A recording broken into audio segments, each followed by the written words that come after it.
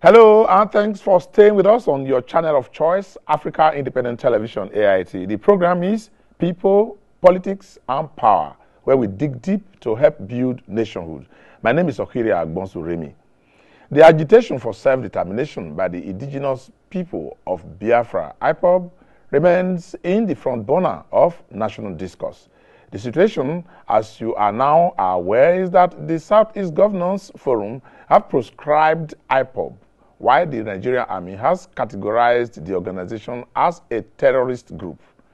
The implication of this categorization is far-reaching. What does the law say about who should be regarded as a terrorist? Because we have a law in charge of that determination. Do the Southeast governors have the rights and the powers to prescribe a body?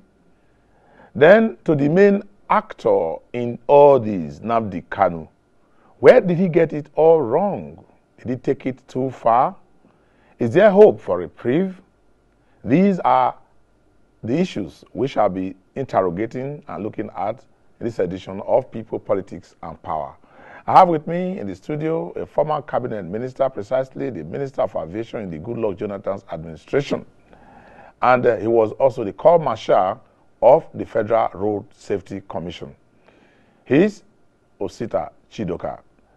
He is also a candidate of the United People's Party in the just around the corner Anambra State Governorship Elections scheduled for November 18. Before we come to him and begin to interrogate some of the issues we have, let's listen to reactions from the happenings in the southeast region of Nigeria.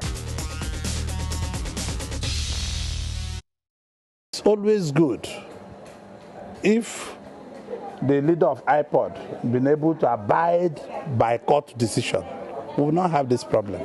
I know Nnamdi was before Justice, Her Lordship Justice Murtala Nyako. That court was not Murtala Nyako. That court was Court of Nigeria.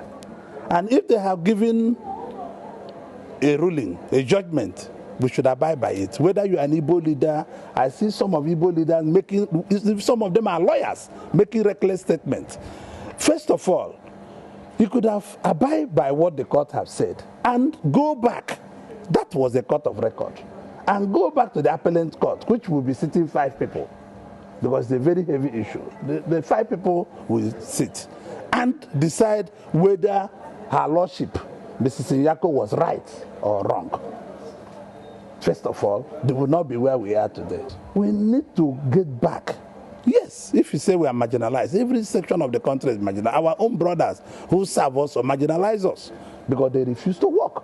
If leaders take the people as their own people, we will not talk about marginalization.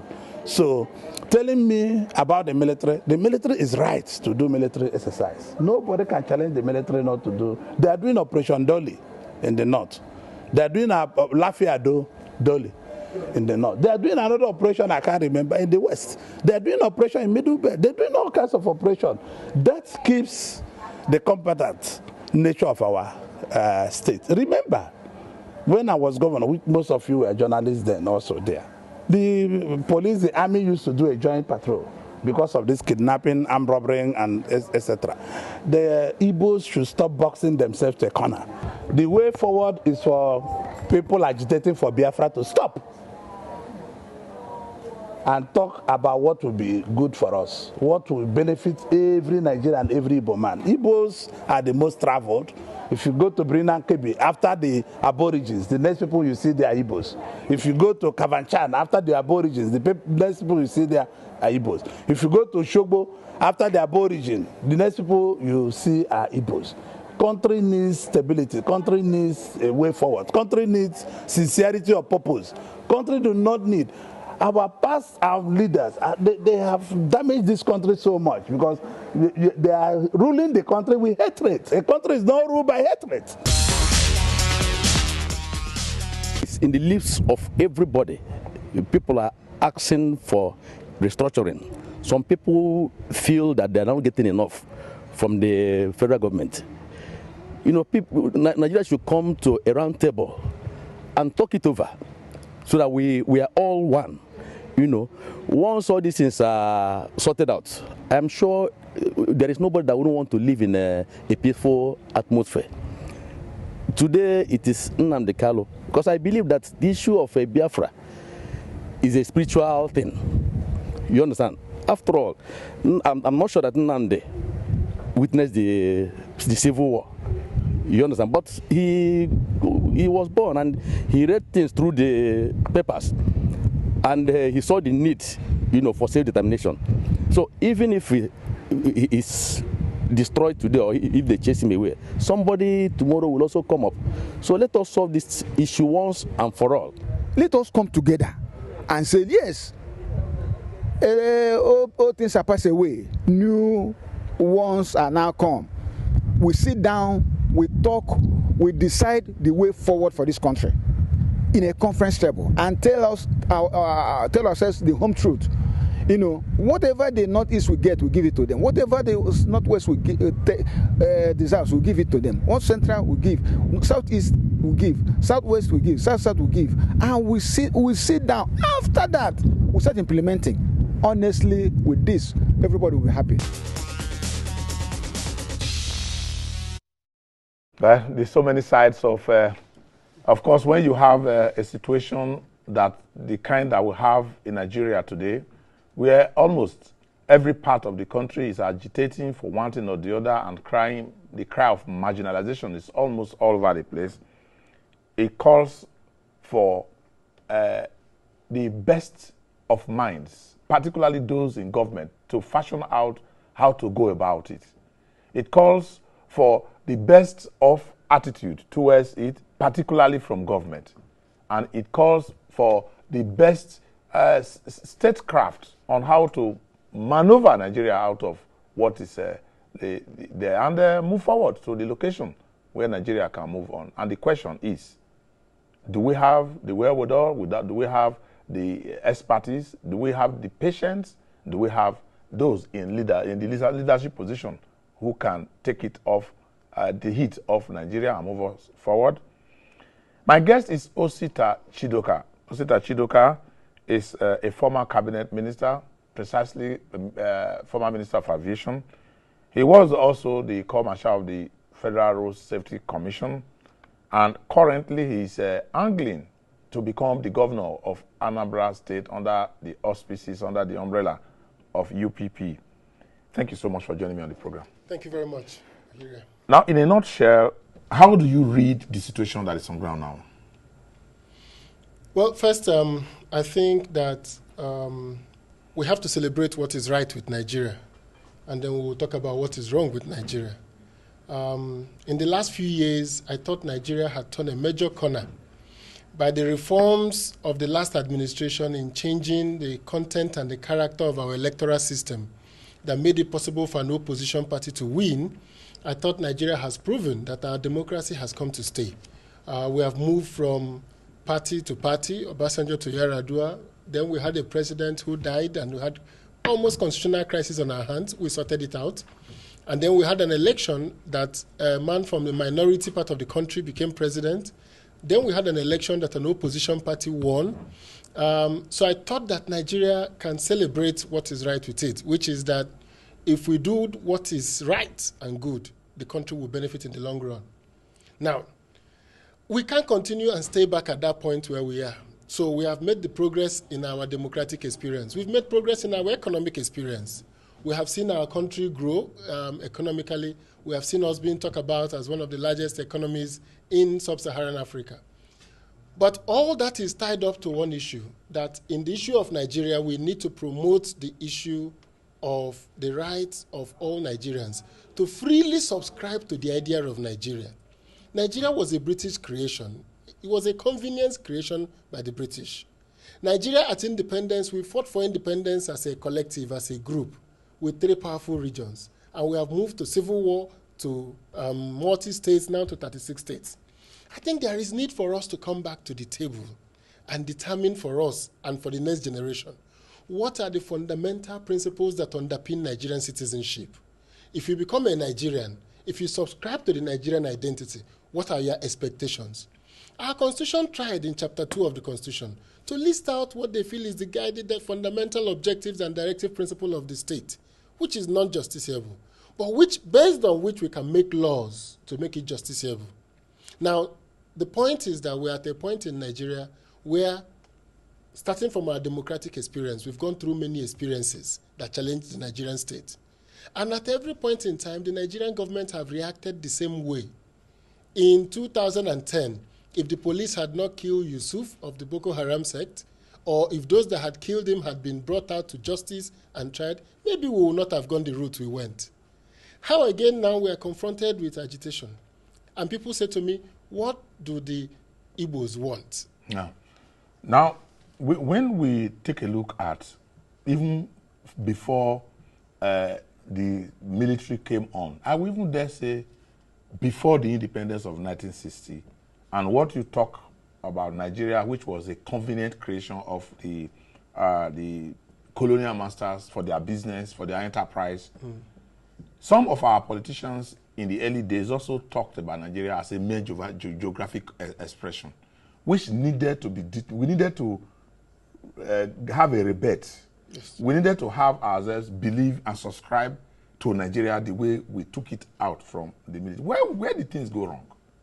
Where did the things go wrong that up to today we are still talking about an Igbo man, an Hausa man, we are talking about Fulani, we are talking about those things without, we have not really been able to move ourselves, even though we have this local identity that we should have, but we have not really been able to take on Nigeria as a nation in our minds, in our hearts, and in what we do.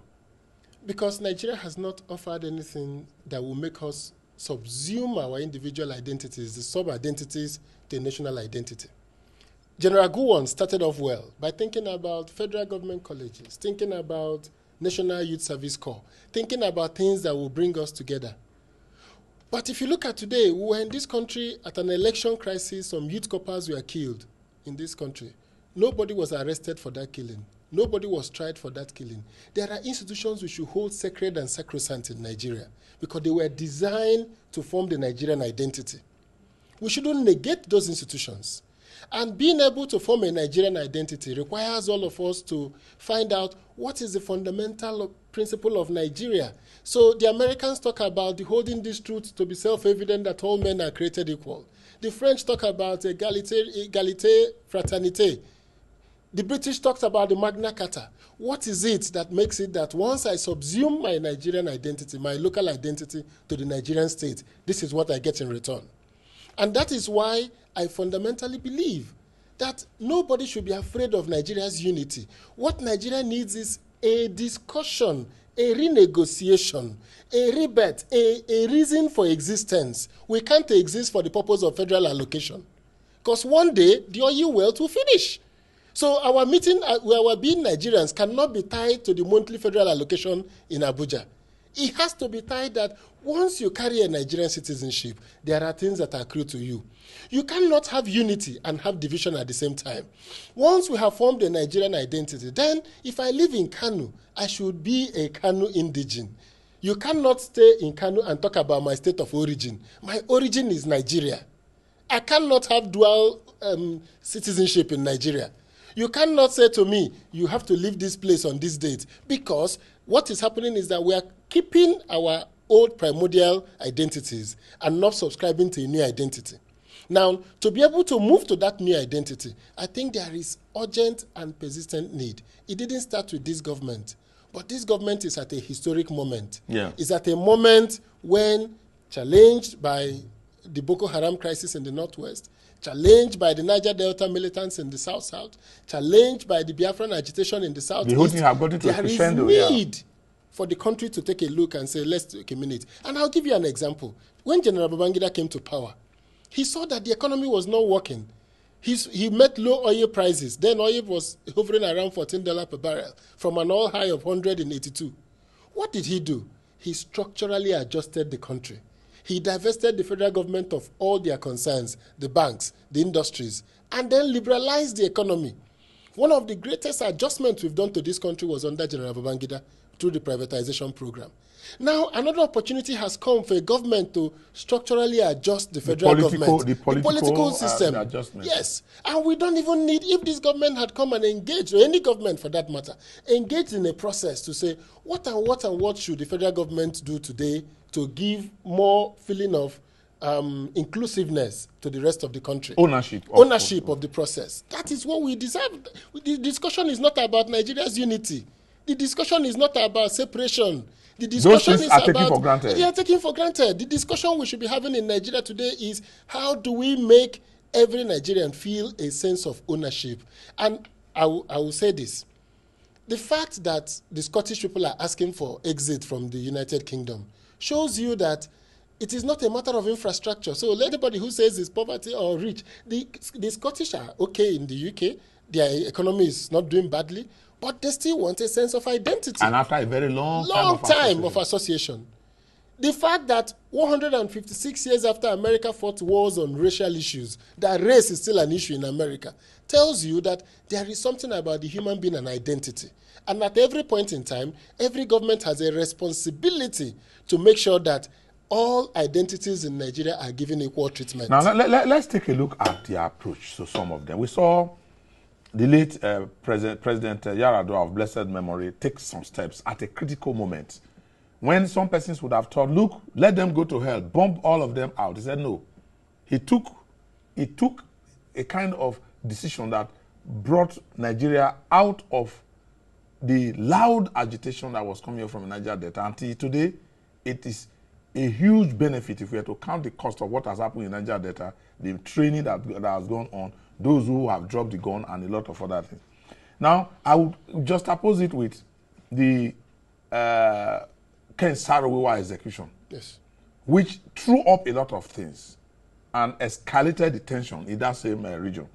You have already cited the Yusuf that was summarily executed over the Boko Haram issues at the early stage of his, operations. Now, are we going down the same road again? I mean, specifically, are we going down this road again with IPOB? Now the Kalu are here. Some people are saying they don't know where he is. Some say they know where he is. We have people who have who are nursing their injuries as a result of the onslaught on them by the military, whose anger have gone double now. If I get it correctly, are we going down this road again? Well, I think it's the handling the IPOB crisis has been poorly managed, and the poverty of the solutions being offered is because Nigeria as a country has still not yet thought about the idea of running the country on evidence. A government has the wherewithal to even get third-party agencies to conduct an opinion poll, to check the thermometer of a people, not only in the southeast, the northwest, the northeast. How are people feeling in this country? Because these are the people we are talking about. These are the people. These are people that voted for us. What do they feel? If you follow the NOI polls they publish regularly about the president's rating in the country, it is very instructive how divided the country is in the opinion about the performance of the government. So I believe that the government ought to have, first of all, tried to understand what are the underlying issues that is giving room to agitation. Are they not aware?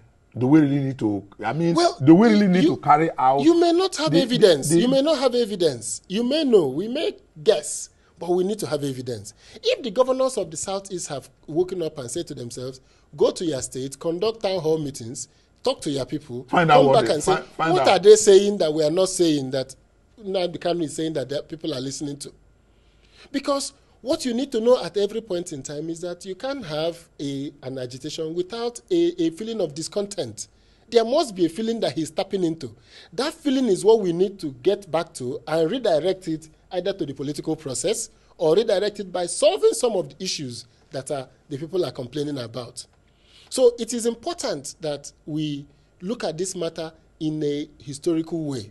And that historical way is that go around the world and look at every place that's had separatist agitation. It never goes away. Every time something goes back in the country, people that are people use it that. Wakes up, it wakes up. wakes it up. So what you need to do, whether you go to Quebec, whether you go to Catalonia, whether you go to the Southern Sudan that eventually got independence, or Eritrea, separatist ideas are not founded on logic. There's an emotional connection to the issue of identity. So you need to find a way to connect to that emotion and make it and redirect it to the Nigerian state. Now, every time you negate that feeling, every time you say things like, no, anybody who says this, Nigeria's unity is non-negotiable, then it means that you don't understand the idea of unity. Once there is unity, then there is no argument about negotiable or not. In fact, the fact that it is not negotiable means that there is a problem. In fact, one of the popular wise sayings is that he who fires the first shot is saying, I have lost out on ideas. Absolutely. And it means you do not have any other thing to do other than the. But if you have ideas, you will not fire. You will not fire the first shot. Now, if you take a look at the reactions recently, many Nigerians have said, "Look, what is the meaning of proscription? I mean, do you just wake up and say you are proscribed? Do you proscribe an idea?" Again, maybe we should begin from the IPOB idea itself. The Nnamdi Kanu has an idea. We have had, like you said, agitation and separatist movement all over the world. The divisiveness that this was creating, the militancy, I quote, that it was creating, we will burn Nigeria up, the promises that were following the agitation, and the mobilization that was going on, the setting up of certain groups of security and uniformed people who were now going about trying to create an identity for themselves. Is that one, is it the one that a sovereign state can even quickly tolerate and just allow it to fester and they will not take any action? Never. I'm of the considered view that Nnamdi was on bail from a court. He had bail conditions attached to him. Yes. He has violated those bail conditions. Obviously, the government will go back to that court and take the necessary action because they're a state. They may even make an application to that court. I don't know how that process works, to bring the case further down and say this is in violation of the bail conditions, or we have new charges against him. And then you file those charges. In fact, if they have gone ahead to say, no, there are new issues, this guy have done A, B, C, D, you are invited to the police. In the course of enjoying the bail, police is inviting you to come. Once he goes to the police station, they take him in. A sovereign state must behave like a sovereign state. If he constitutes himself as an opposition or constitutes himself as a nuisance to public behavior, the state should respond. But why we voted for democracy in Nigeria is that we voted because we want the rule of law. We want laws to guide us and not sentiments. Well, let me just take you in there because we have to do some comparison. And we must not have these talks in isolation of the circumstances surrounding Nnamdi Kanu openly flouting the bail conditions and the government agencies appearing apparently helpless in doing nothing about it. Yes. The silence or the inability of the police or the security agencies to pick up Nnamdi Kanu in open violation of the bail. Did it just happen in isolation? Remember that there was a declaration by a group in the north that says all Igbos should go. They have rescinded that. They have said, okay, we are no more pursuing that cause. But they addressed the press several times. And nobody was arrested. Yes. Nobody was picked up. And the feeling was that the security agencies found themselves, boxed themselves into a corner where they couldn't go and arrest Nnamdi Kanu because there was this violation that was here. Now, do we have people thinking in government? I mean, are we just running the government like on autopilot? Some people have suggested that it does appear that nobody is thinking.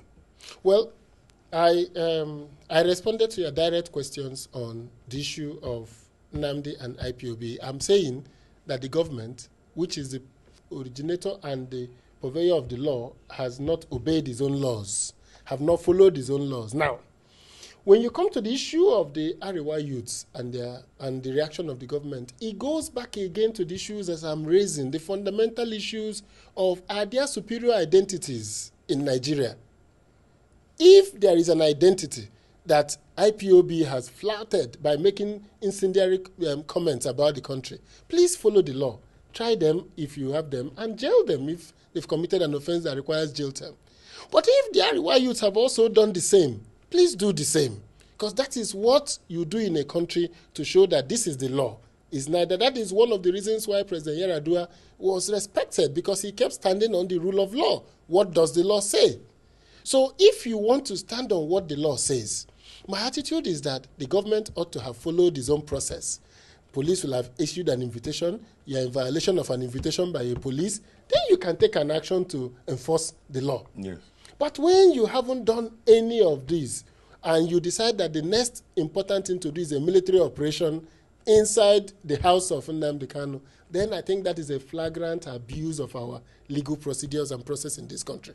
Now, in your own words, how do you really describe IPOB? I mean, I know many people will say, well, as a group, they want, they are a group of frustrated young people who believe that the Nigerian state is not fair to them or to the region they belong, and that they have shouted over the years, nobody listened, so gradually their frustration has taken them to the wall, like the dog that is being chased. If you chase the dog, it will run for you for as long as there's the road, but if it gets to a wall, it will turn against you. Is that the situation with the IPOB? Well, I don't know. I don't know the modus operandi of the IPOB. I do not know how they plan to achieve their end. All I know is that I have argued with both the people I have met and Igbo people who have sympathies for the IPOB that there is a legal constitutional process for agitation in Nigeria. We must exhaust it. You must go through that process before you can talk about a failure. So I want to see evidence that that process has been followed. That is why democracy is attractive to all of us. That is why we are supporting the democratic process. So now, many of them argue that the country is already fundamentally skewed against the Southeast, that no matter what we say, we're going nowhere. My argument is, let's say it first. Let's follow the process. Let's follow the process first. When we get to the end of the road of that process, then we can think about how to get the world and every other person to hear what our issues are. Not a question of running on a mindset. No, you can't run on a mindset. We have to follow that process first. And that is why I believe that my duty is to interpret that to the young people in Igbo land, that there is a process. There is a procedure in the country. We need to follow it first. Now, some people say that the 1999 Constitution is ab initio illegal and should not be the basis of any further conversation. But we don't have any other. That's the point. And my point is this, that the 1999 Constitution, imperfect as it is, you can equate it with even the American Declaration of Independence, that after he talked about very beautiful things, including the equality of all men are created equal, as they were saying that blacks were slaves in America, yes, many of the people in the room were slave owners. But it was on the basis of that declaration that the blacks came up with the civil rights movement that made it possible for blacks to start voting in America and for a black man to get a president. So it is on the basis of this imperfect constitution that we can build our desire to remodel Nigeria, to rethink Nigeria, and to renew the idea of Nigeria. And if we cannot do it, I want to say that if we cannot do that, then we're setting up ourselves for greater problems in the future. We have in a historic moment, a historic junction. The economy is in a bad shape. There's political tension in the country. This is the time for us to sit back again and take some action about making sure that all groups in Nigeria, all areas in Nigeria feel a sense of ownership in the Nigerian project. Now let's take it. Let's look deep in the intellectual angle to look at the fears of those who don't believe that we should sit down for a restructure. The fears are that the fragmentation, the deep-seated inclination towards the ethnic nationalities is so much that if you make a pronouncement, then you are invariably tearing this country apart. Some in government circles have bought this, they have swallowed it, and that is why some say, look, don't even call for negotiation, because if you call for negotiation, it's it will be a foregone conclusion that Nigeria will break up. Is there anything that holds strong in that argument? Well, the whites in South Africa said that if there was any time independence, apartheid is stopped, the blacks in South Africa will kill all the whites. The whites in America always argue that if you stop slave trade and slavery in Africa, they will overwhelm us and they will destroy us. At no time in the world has any set of privilege wanted to willingly give up privilege. But there have also been great men who have seen, despite the privileges they have, they know that this is an unsustainable model. This cannot continue. So we have Gorbachev in Soviet Union. So we have de Klerk in South Africa, who knew that this model is unsustainable. What Nigeria needs now is God to give us the leadership that knows that this is unsustainable. That the model we are on is unsustainable. We can sustain it when oil prices are high, when there is money for everybody to take home. But once the economy goes under stress, then the primordial sentiments will come out. So Nigeria needs on its own, just like Venerable Babangida did when he came to power. He could have said, we will remain to appoint chairman of UBA, chairman of Union Bank, more Nigeria Airways, buy more ships for the Nigerian shipping line. But he willingly let go because he knew that it was an unsustainable model. I think we're in the state here now. States can't pay salaries. Pensions are backlogging. Issues of minimum wage cannot be met by almost how many states in Nigeria? They have got to have bailouts from the federal government to pay. The time is now for Nigeria to rethink itself. And I believe firmly that anybody who says that rethinking is not necessary, that Nigeria is good as is only living in a fool's paradise. Because it means that the person either is of the privilege, either is benefiting from the madness that is going on now, slumber, or is clearly just not open to the challenges facing us as a nation. So I believe that the concept of nation building will have to continue far beyond our own time and generation. Every generation will be confronted with a new problem anew. Just 10 years ago, Americans woke up to yes, we can, and elected his first black president. Both blacks and white across the divide thought that this is the end of race in America. 8 years after, race became another important issue. Up to the day that after the Charlottesville crisis, the president of the United States could not say anything, could not criticize those who did it. Because the economy of the world, the movement of jobs out of America, the white privilege seeing themselves getting more and more unable to get what they used to get before, saw that race is another category that can be used. And it was used in the election. So we don't think that the Nigerian problem will end if we do all these things that we're all prescribing now. New and emerging problems will still yet come to manage in the future. We need to keep, at every point in time, renewing and resetting ourselves. It has to be a continuous process. Because if it is not a continuous process, then it means that we have come to the end of time. It means that what will happen is that the next wave of issues that will come about in the country will be such that the country will not be able to contain it. Now let's take a look at some of the throw-ups from the current government. They have gone ahead to make a prescription. They declared the group IPOB terrorist organization. The governors in the Southeast have collectively said and the group is proscribed. And the government has also added that the energy on which this IPOB is being run is the handiwork of some disgruntled politicians and those thieves who stole in the past, who want to come back to. I mean, a federal government categorizing, situations like that. Are politicians, are they incorrigible? Are they those who must fan the embers in order to get the benefit for themselves, as is being said by the government? Well, I don't know what information the government have. They have all the institutions of state. I don't know what information they have to arrive at that conclusion. But I just do know that a few years back, some of them were accused as being the sponsors of Boko Haram.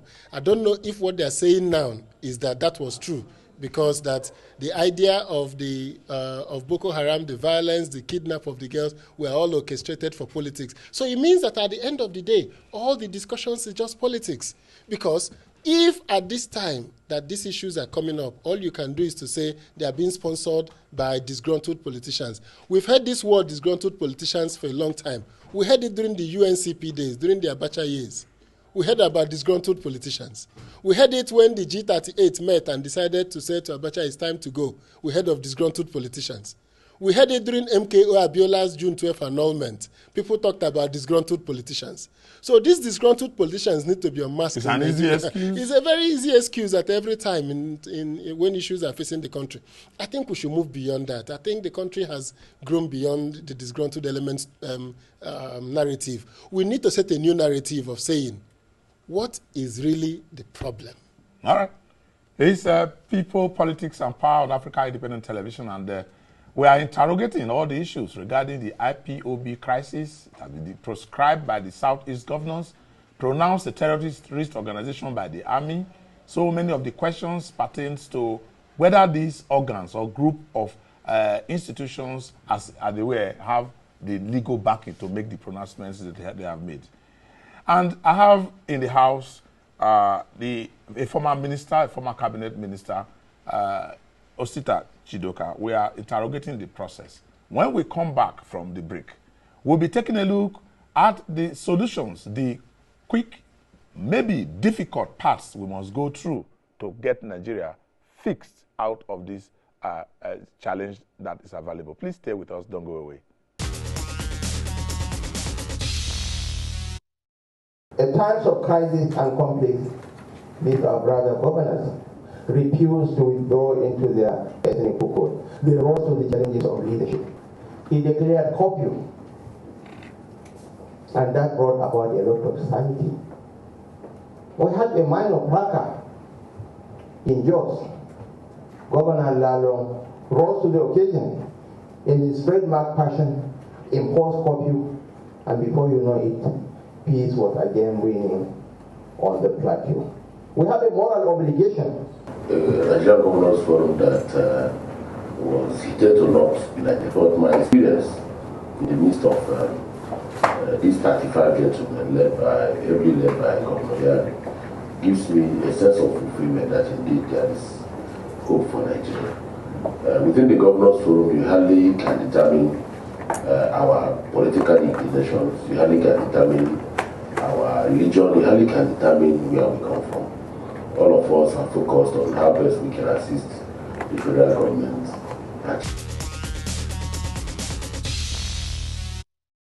I introduced the idea of one Nigeria, one Nigeria. And what happened was that in 1938, I was explaining earlier on, it was the Lagos Youth Movement.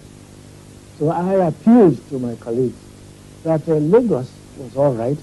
Yes, Lagos is the basis, is the capital, is the capital of Nigeria, and Lagos also is the homeland of many multilingual groups in Nigeria.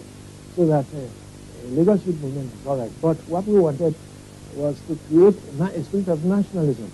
So we should change it from Lagos Youth Movement to Nigerian Youth Movement. The Nigeria of our dream, the Nigeria we need, is the united, indissoluble, and cohesive Nigeria, which guarantees equity, fairness, justice, and prosperity for its citizens. That is our focus on people, politics, and power. It is fresh, insightful, impactful. It's a must-watch. People, politics, and power on AIT.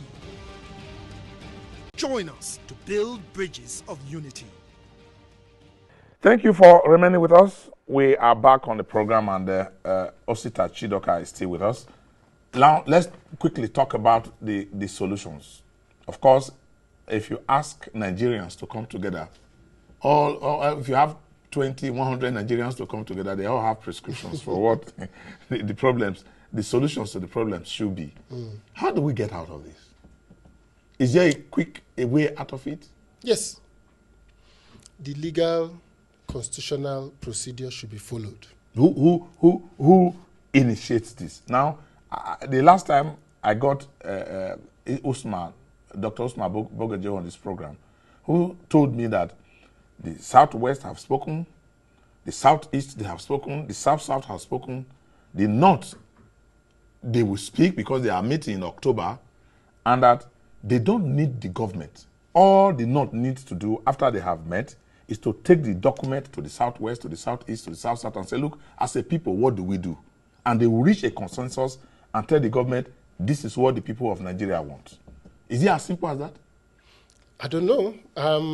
Dr. Bugaje is a very bright mind, so I believe that he must have given some thought to that.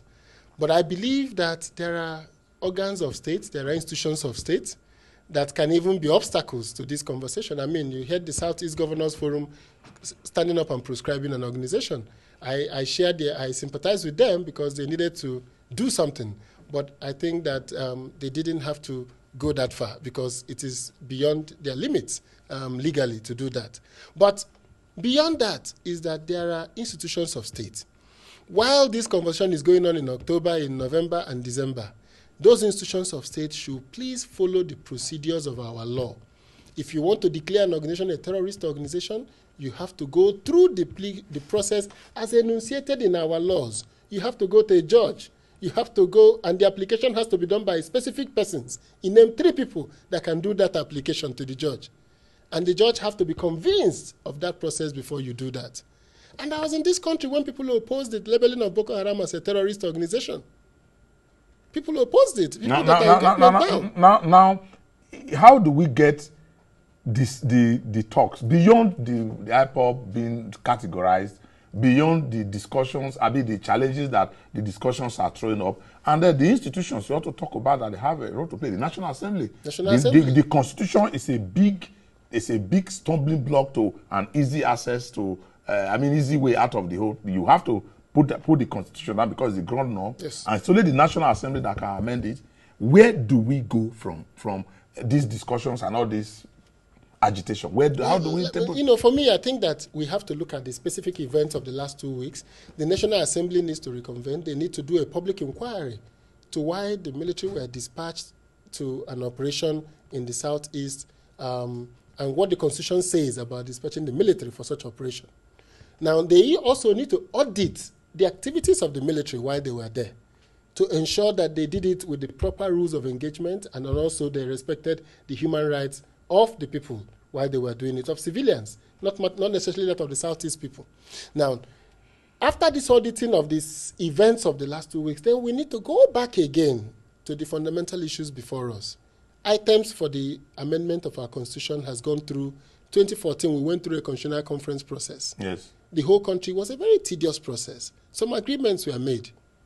And the government needs to go back again. The National Assembly needs to take it up, rediscuss it amongst themselves like they are doing now, and go back and start the process of amending our Constitution to reflect our current realities and the current balance of power in Nigeria.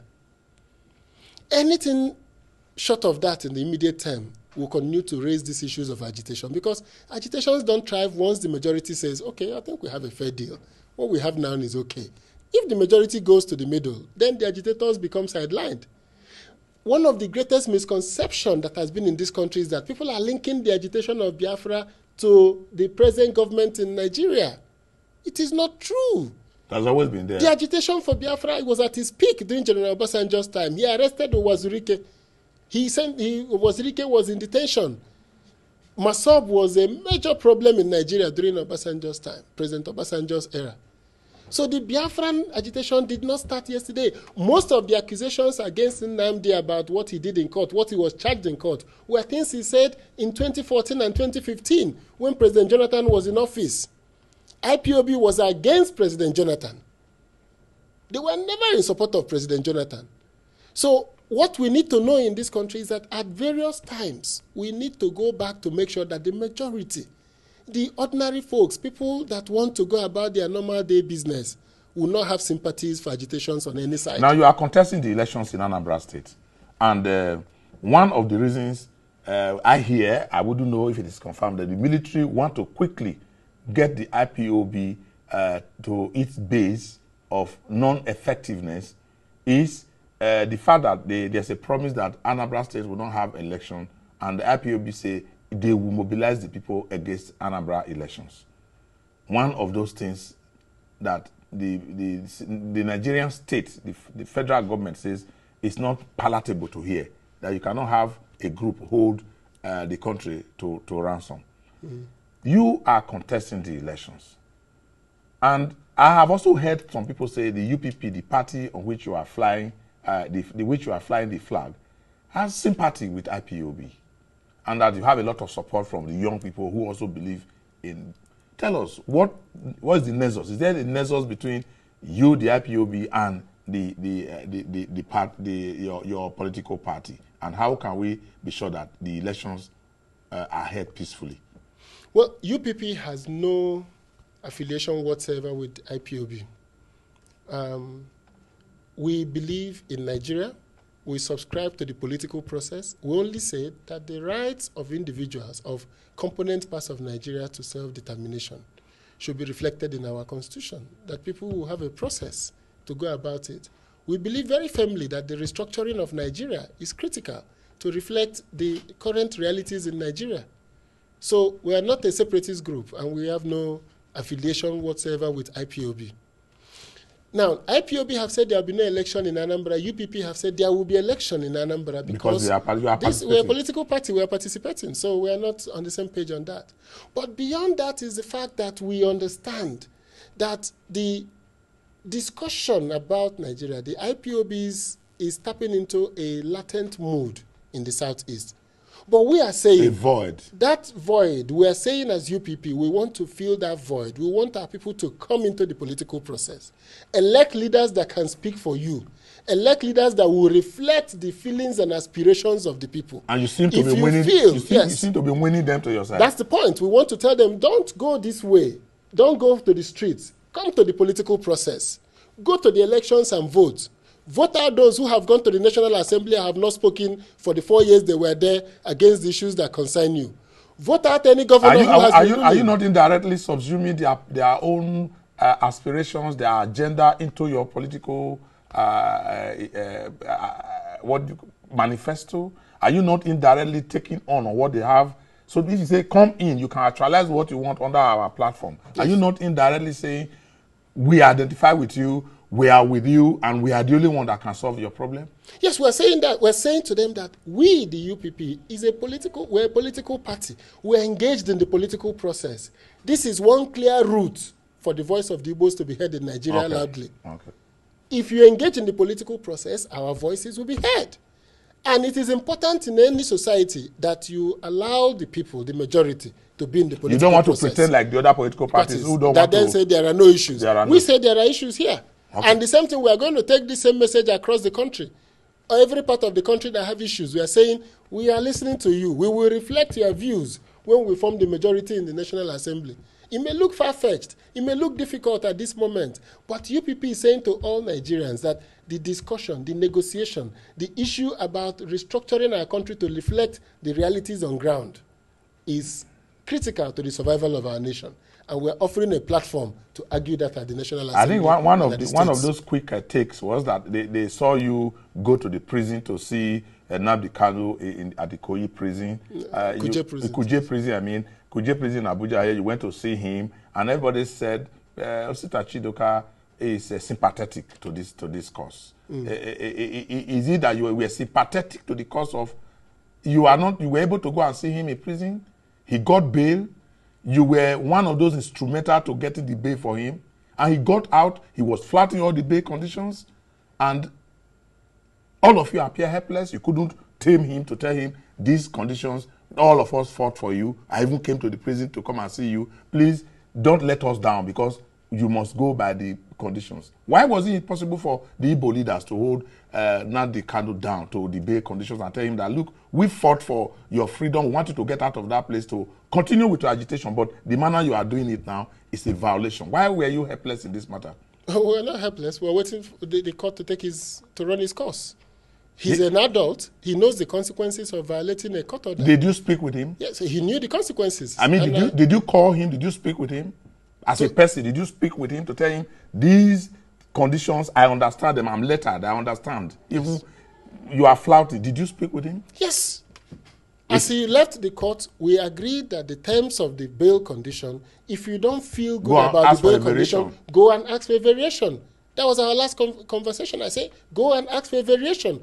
Pending when you have a variation to those, you are bound to obey the conditions of the court. So he was obdurate. So if he decided as an adult not to obey the court, I knew that his date was coming back in court. And the court was going to exact his punishment. That is the process of the law. there was no way for me to go and enforce a court order. Or lock him up. Or lock him up in my house. So the court was going to take his due course. And that is the point. If the government has already filed his applications about violation of the bail conditions, so he was bound to come to court.